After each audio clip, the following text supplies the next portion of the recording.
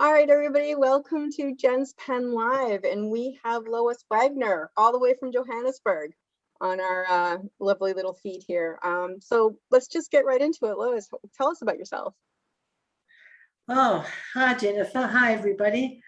Well, there's a lot to tell. I've lived a really full, adventurous, and convoluted life. And so I've reinvented myself about 17 times in my life. So That's exciting. if you want to hear everything, we'll be here for a week. Give us the highlights. Well, I was born and brought up in Joburg. Okay. I went into the career of marketing. I then went into consulting and management consulting and organizational development consulting. And I left Joburg and I went to Cape Town and I went into training in Cape Town, business training, marketing training, lecturing. I started in partnership a digital printing company. I went back into marketing. I started another training business. And then I left Cape Town and I went to the Middle East. Oh, wow. And I lived in Oman in the Middle East for about 11 years. And there I did training and coaching and public speaking. And then when I turned 64, they wouldn't renew my work visa. They said they didn't want me anymore. And so I've now returned to Johannesburg, where I've been back here now for 2 years. Oh, wow. That's a long time to be in Oman. That's amazing. What was that like? Well, I went for a year. Okay. And I stayed 11. So you liked it there. I loved it there. And wow. If they hadn't kicked me out, I'd still be there. Wow. Wow, that's fantastic. What was it about there that you liked so much? Everything. First of all, it's a beautiful country, Oman. It's got big mountains, it's got rivers, it's got the most magnificent beaches. It just gets horribly, horribly hot in summer. It's got the deserts, and we used to go for lovely desert crossings and go camp in the desert, and it just had everything in natural beauty. Mm-hmm. And then the beauty of the people were unbelievably friendly, very hospitable nation, very peaceful people, very accommodating. It was just marvelous. That's wonderful. That's so nice that you got to spend so much time in a different culture and understanding different people. And then in addition, it is in the middle of the world, right. And so very easy to travel. So I did a lot of traveling while I was there. Oh, wow. So where did you travel to?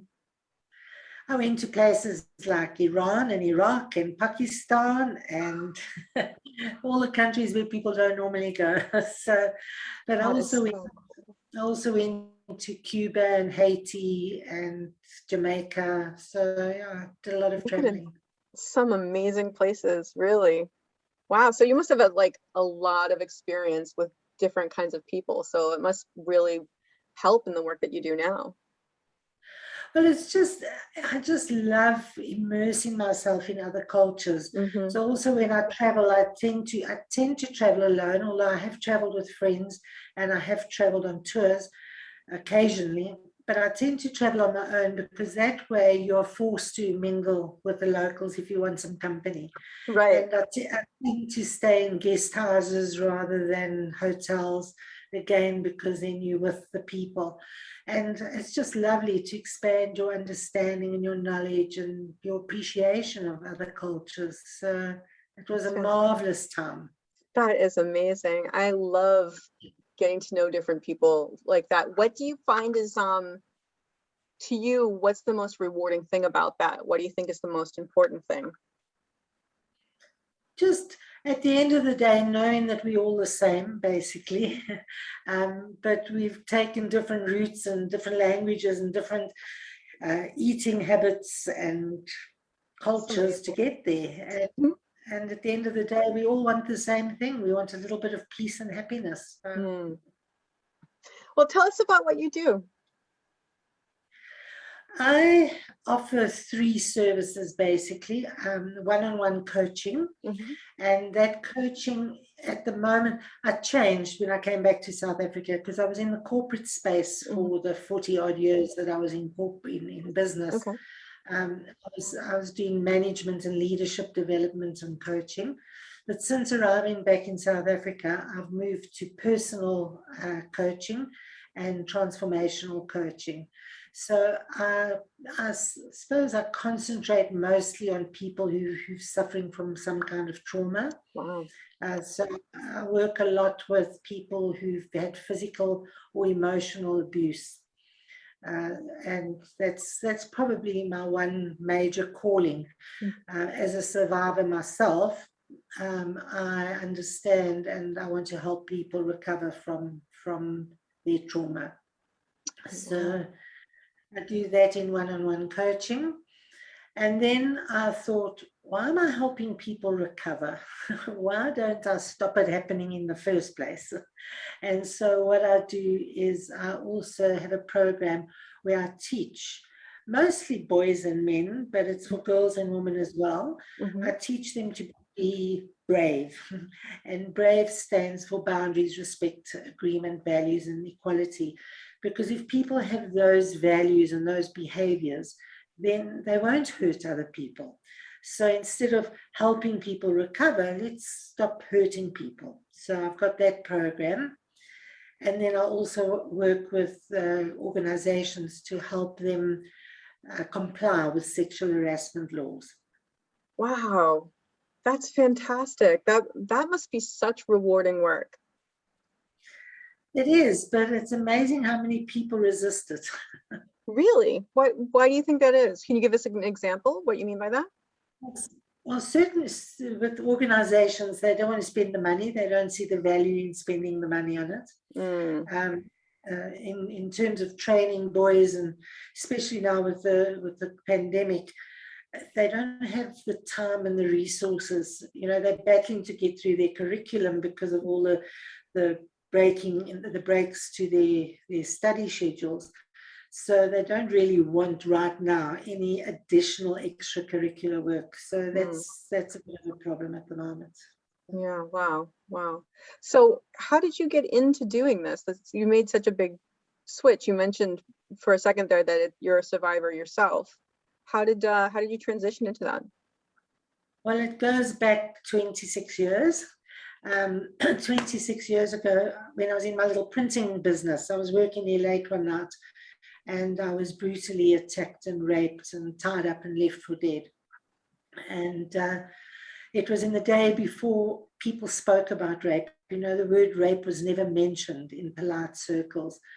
And so it was obviously a shock, which would be to anybody, anytime. But at that time, this doesn't happen to me. This doesn't happen to good people. You know? And so I was really, really shocked and angry, and I became an activist. And I went marching and lobbying and petitions and whatever to get the law changed, because the person who raped me was out on bail for rape. And so I wanted to have the law changed. Wow. So I did that for a while, and then I lost the business. My partner betrayed me, and he put the business into liquidation, and I lost the business a few months later. So it was a double whammy, and so I was down and out emotionally, physically, financially. And so I went back into the corporate world, went back into marketing initially. And, you know, once you focus on surviving, I've created a model where you move from victim, where you're suffering from all the immediate aftermath of some kind of violence or challenge or adversity. And you then move into becoming a survivor.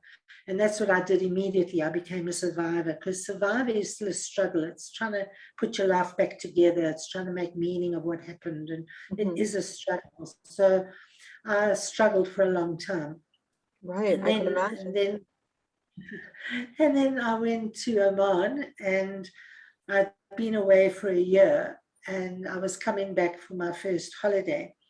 And the rapist had been apprehended, and he was given a 25-year prison sentence, which in those days was unheard of. You know, the maximum people were getting was about 10 years. Oh, wow. And I decided to contact the authorities to find out what his status was. And it was incredible because I'd never made any inquiries. It was 14 years later, and I'd never made any inquiries. And so they advised me that he was coming up for a parole hearing the day after I arrived in the country. And the second coincidence was that they had just changed the law, allowing what they call victims of serious crime to attend parole hearings. And so the coincidence, synchronicity, the universe spoke to me, and I had to go. Oh. So I went, and I forgave the rapist. So it was the most liberating thing I've ever done in my life. I didn't walk out of that prison. I flew out of that prison completely free of the trauma, the emotions, the negativity, and it was just amazing. So that is what sort of got me, what am I going to do with this? I never really thought too much about it. But I went to a conference, and at the conference, there were about 300 people there, and somebody on the stage said, "Who's got a big, audacious dream?" And I don't know what prompted me to jump up, and I said, "I do. I want to eradicate sexual and gender-based violence." And everyone gave me a standing ovation. So I think that's when it was born. It was born when I was an activist immediately afterwards, but then it died because of my state of mind. And then it was reborn again at that conference. But life was too good for me. I was traveling, I was living this good life in Oman. So why change? So it was only when I was forced to change that I decided to really do something with this thing that had been hanging around for 26 years. That's amazing. I mean, that really does just testify to the power of the universe, like it just brings you back to what you're supposed to be doing. It's like, yes, you had this amazing thing, but you do and you can come back to that thing that you left so many years ago. Yeah. That's amazing. And also, all the reflecting I've done in my life, I reflected on what I did as a child and the games and things that I did as a child.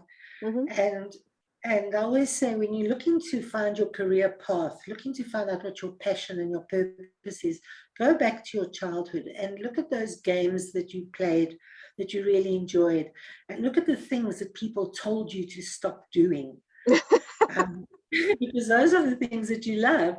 And so when I examined my childhood, I used to play teacher, and my friends didn't want to play with me because they wanted to play housey and dolly. And so I didn't have many friends when I was little. And then I had a library, and then I was always acting. People were always telling me to stop acting and to stop talking so much. We have that in common. When you look at what I do now, I teach library parties, I research and I write, and I act. When you speak and you're acting, and I'm forever talking. So I'm living my childhood dream. That's fantastic. That's fantastic. Can you tell us a little bit more about this forgiveness that you were? I mean, like, how did that even come about? How were you able to do that? Was it a spur of the moment thing, or? No, a friend of mine said to me that I must forgive. And I said to him, "You're crazy. How would I ever even contemplate forgiving this monster?" Yeah. But he got me thinking, and then I went to visit Mr. Google, and I did a lot of research on forgiveness. And there's so much stuff out there. And I ended up writing this long speech. So when I went, I was actually the first person in South Africa to attend one of these new parole hearings. So they weren't quite sure of how to deal with me or the process or anything. But it was fascinating. I had to go into the prison, and then they explained the procedure, and then they brought him in, and then they went through all the formalities and what he had achieved or not achieved in his time there. And then they asked me, did I have anything to say? And I said, yes. And I pulled out the speech and I started reading it. And I thought, this is very academic. I don't think I understand it. He certainly wouldn't have understood it. He had a grade 6 education and English was not his first language. And so I looked at this and I thought, well, this is not working. Then I just looked at him and I just said, I compassionately and completely forgive you. And I take the responsibility from my higher self and I give it to your higher self and I take back my power. And it was instantaneous. As I said it, it was like, oh, okay, that's it. I forgive and I let go completely. And I think the thing is, people need to understand that forgiveness is not about the other person. Mhm. It's not condoning what he did. What he did was wrong and he deserved to go to jail for it. But what it is, you bonded to that incident, to that person, to that situation. You having the stress and the anxiety and the pain and the suffering. And when you forgive, all you're doing is you're breaking that bond and you're setting yourself free from that particular person or incident. And that's what forgiveness is. It sets you free. You know, I used to get very triggered when people spoke about the topic or when somebody came up behind me. Now I don't get triggered anymore because I've dealt with it and I've forgiven and I've really, really let it go from a deep, heartfelt place. Wow, you've freed yourself. Totally, completely. That's amazing. That's an amazing thing to be able to do. How would you, if you had someone in front of you who had been hurt that badly and they were looking to forgive, but they didn't know how to do it, or even if they could, what would you tell them? Well, I wouldn't tell them anything at first. It's important that we understand where they are in their journey of healing, because when it's new, when it's still fresh, and you're wounded by it, and you're filled with anger, hate, fear, disgust, blame, shame, all those hard emotions, it's at that point you can't even think about forgiving. You're in no state of mind to forgive. So Right. you're then a victim. And while you're a victim, so the first thing I do is if people are still at the victim phase, that I help them deal with those emotions, because you need, those emotions are there for a reason. You need to feel it. You need to process it. Why, where, how, what. And so we start there. And then we build resilience to get to become a survivor. And that is where you re-examine your life, you reframe, you refocus, and you redirect your energies to getting your life back together. And then you still can't forgive at that phase because you focus on getting your life back together. Right. And then you learn grit, and grit is when you get new energies, a new passion, a new direction, and you focus on going forward into a new reality. And then you become empowered and you thrive. And at that stage, you're ready to think about forgiving. Now, the timing from victim to that could be anything from a day to 10 years. For me, it was 14 years. Mhm. I just say you don't have to wait 14 years. We can shortcut the process. But it's also important to know that it's not a linear journey. You go up and down and you fall back and you climb back and you crawl back and you get triggered. But when you're when you're empowered, then you can really say, okay, now I'm ready to think about forgiving. Mhm. And then we work on the process of forgiving. Although you can start, and I say this to everybody, start forgiving today, even if you don't think you've got anything to forgive. So, you know, everybody keeps a gratitude journal these days. It's like Right. a given. Everybody keeps a gratitude journal. I say add to your gratitude journal and add a forgiveness journal. And what you do every day, three things that I can forgive myself for. So I can forgive myself for shouting at the dog for chewing my slippers. I can forgive myself for burning the toast. I can forgive myself for pushing the snooze button this morning. So whilst you think, what, those are just things that happen, I don't need to forgive. But when you get into the habit of forgiving, that Mhm. is when it starts becoming part of who you are. And then you do the same with forgiving others. I forgive my friend for not phoning me on my birthday. I forgive the dog for chewing my slipper. I forgive the husband for not bringing the milk home. Whatever it is, just 3 little things. And you sort of think, oh, it's so silly, really, I just forgot. Why do I need forgiveness? But it's like a muscle, and you exercise that muscle until it becomes strong. Wow. And then forgiveness becomes quite easy, and you start forgiving people for the larger errors that they make, and you start forgiving yourself for the wrong decisions that you make. So I say to people, even if you don't think you've got anything to forgive, start practicing forgiveness now. Don't wait until you have to. So you're right So, to winter, yeah. Wow, that's, so even, go ahead. yeah, sorry. Go ahead. Go ahead.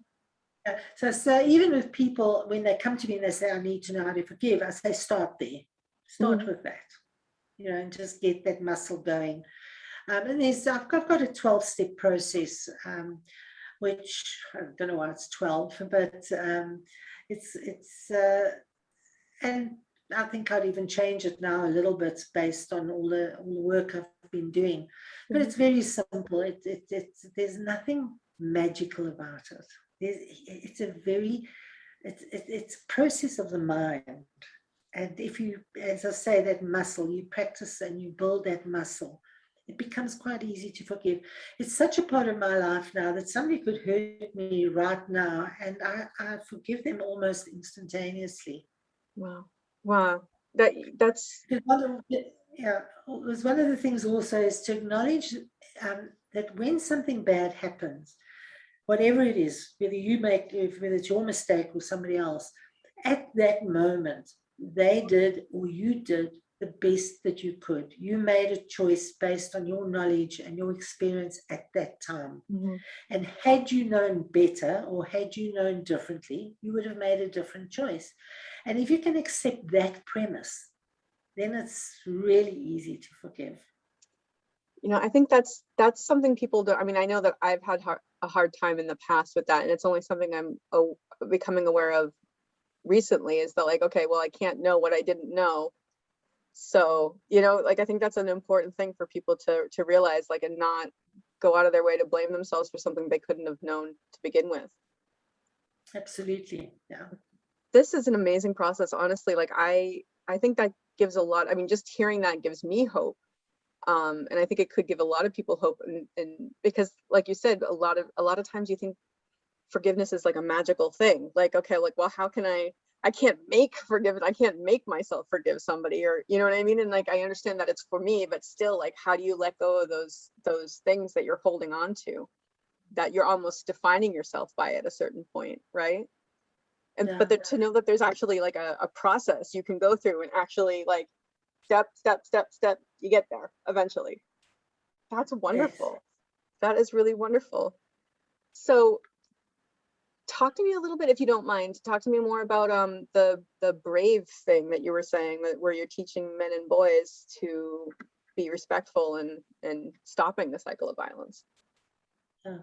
So it's really what I believe we should start with the youngsters, and it Hmm. should start in the home as well as in the schools. But teach them. You start with bullying. What is bullying, and what is the impact of bullying, but instead of teaching people to stop bullying and to stop being nasty and to stop saying rude things to girls and what have you, let's not stop, because we've been doing that for generations and it doesn't work. So Yeah. let's rather change that approach and that attitude and say, what do we need to have in order to be good people without toxic behaviors? And so I came up with a brave acronym, and we said, okay, well, you've got to have boundaries. And if you know what your boundaries are and you understand the boundaries of other people, then you're already halfway there. Mhm. And also under B, I've got bystander. That don't be a bystander. If you see something happening, if you see somebody saying or doing something wrong, do something about it. Don't just let it happen. Um, there was a situation in Cape Town many years ago. In the morning, when the street cleaners went to go and clean the streets, painted in red paint across the road, was in huge red letters, and red roses were scattered with the words, "I saw what happened. I'm sorry, I couldn't help." So we will never know what happened, what that person saw. But it obviously really ate at this person that he went to the trouble of buying flowers and painting the street with an apology. So that person is walking around with anxiety and stress as a result of being a witness to something.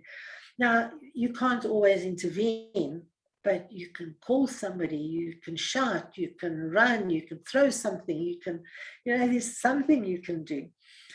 So I want to teach people to take that kind of action as well. And then the R is to respect those boundaries that other people have, to honor the other people's beliefs. And it's about taking responsibility for your own actions. Mm-hmm. And then the A is an obvious one: ask, get agreement.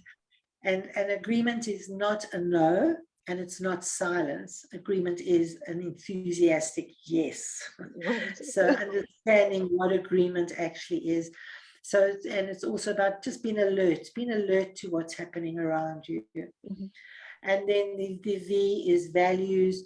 Understand your values. We indoctrinated with our values from childhood, but we grow our own values and develop our own values over time. So it's make sure you understand what those values are, and then live by your values, and be vulnerable. Share your values, have a voice, speak up, let people know what you think and feel.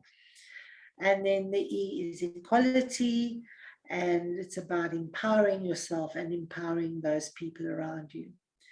And so if we have those characteristics and qualities, life would be beautiful. Would be amazing. It would be amazing if everybody could have that. Live in that would be an ideal world. Oh, I love that acronym and that you came up with that. It was so beautifully said. Thank you so much for giving that to us. You're welcome. So let's spread the word. Yeah, definitely. I'll gotta do a couple posts right now. But Lois, tell us, if anybody wanted to get in touch with you, how would they do that? Well, it's quite easy. I have a book. It's called Walking Without Skin. It's the name of my webpage. It's the name of my Facebook page. So there's 3 ways they can find me. But if they Google my name, I usually come out quite near the top. There's lots of people with my name, unfortunately. My name's Jennifer Sullivan. I know that feeling. I thought my name was quite unusual, but when I started Googling myself, and I found myself way down at the bottom, but I've crept up to the top now, so I'm near the top. And I've got a lovely YouTube channel as well under my name. And we'll put that information in the comments. We'll have to put all that information in the comments section, definitely here. So this book, it started off, I started writing it the night that I was attacked. I wrote it as a journal with every intention of publishing it, because this didn't happen to everybody. It didn't happen to everyday people. And so I wanted to get the word out there. And it took me 24 years to publish. That's wonderful. I mean, and again, that's hope. I think there's a reason for that. And that's because people need the hope that even if they started something 24 years ago, that they can still finish it. They don't have to give up on a dream or anything that they wanted to accomplish. They can still always move forward with that thing. But it's changed its format, because initially it was just a journal, but now I've built in a sort of like, you can't really see it, but I've built in a model with steps on how you can help yourself and where you are on the process. So it's a bit of a self-help guide as well as my story. That's amazing. So it's basically the lessons that I've learned over the time. That's basically my model. Oh, that's so cool. Oh, wow. So as I said, it takes you from victim to survivor to thriver to freedom. And that's in the book. That's and it amazing. explains all those I want to get this book. That's wonderful. I love that. Okay. Well, thank you so much for taking the time to be with us today. I really appreciate that. And this has been a really fascinating and like educational and inspiring half hour. So thank you. You're welcome, and I hope it brings some kind of relief or support to viewers who need it. And That's it's not only what for cases. It's not only for cases as extreme as mine. It could be an accident. It could be the loss of a job. It could be a divorce. So the same processes apply to any major challenge or adversity. right. No, that absolutely. And you look at something like what happened to you and you think, well, if she can come back from that, I can definitely come back from this loss of a job or whatever it is that's happened. We can all do it. You're not alone. Well, on that note, I'll just say thank you so much. We'll get that information in the comment section here so that people can reach out and get in touch with you. And have a wonderful evening. I know it's, what is it, 8 o'clock over there now? It's now 8 o'clock. 8, yeah, 8 o'clock. 8 o'clock. And I want to say to everybody that they must fly free. Like a butterfly. That's awesome. Go into your chrysalis and come out. Fantastic. Absolutely. Thank you so much. And I'll hopefully, we'll get another chance to talk. Super. Thanks very much, Jennifer. Go well. Thank you. You too. Bye-bye. Bye.